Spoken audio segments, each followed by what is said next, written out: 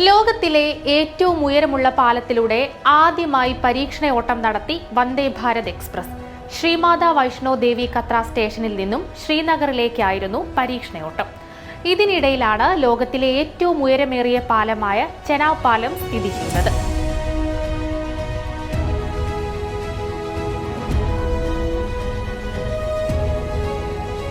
ഇന്ത്യയിലെ ആദ്യത്തെ കേബിൾ പാലമായ അഞ്ചിഘാത് പാലവും ഇവിടെയാണ് സ്ഥിതി ചെയ്യുന്നത്. കശ്മീരിലെ വെല്ലുവിളി നിറഞ്ഞ കാലാവസ്ഥ കൂടി മുന്നിൽ കണ്ടിട്ടാണ് റൂട്ടിലെ ട്രെയിനുകളുടെ ഡിസൈൻ നിർവഹിച്ചിരിക്കുന്നതെന്ന് റെയിൽവേ വ്യക്തമാക്കി.